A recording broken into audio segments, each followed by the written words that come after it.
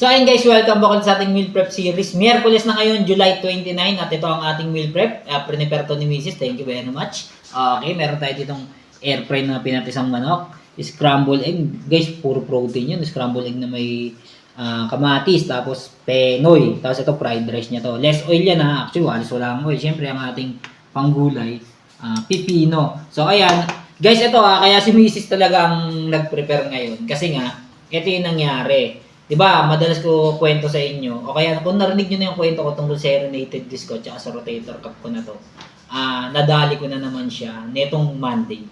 Diba? So, yun, katigasan din ng ulo ko, kaya ayoko rin talagang sinusobrahan yung workout ko. Pero wala na eh, andito na eh.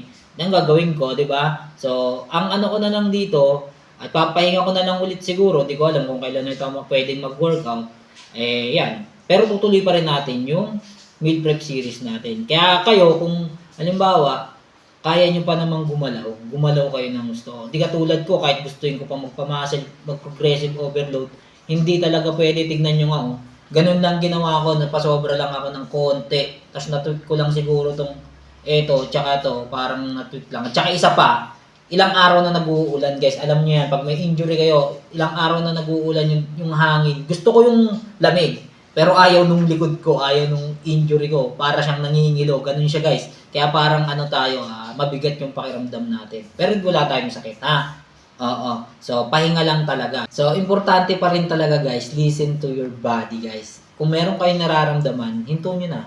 Diba? Ipahinga nyo siya. Kasi ganun din kung pipilitin nyo siya, baka, tulad nito, di ko nasasabing ganito mangyari sa inyo. Tignan nyo, ako, wala akong no choice, kundi magpahinga talaga ng ilang araw. Kahit gusto ko pang mag-workout bukas, hindi siya pwede. Nangingilo talaga yung likod ko. So, yun nga, sabi ko nga, kung sa pagkain ka tumaba, syempre sa pagkain ka pa rin talaga papayat. Samahan mo lang yan ng regular exercise.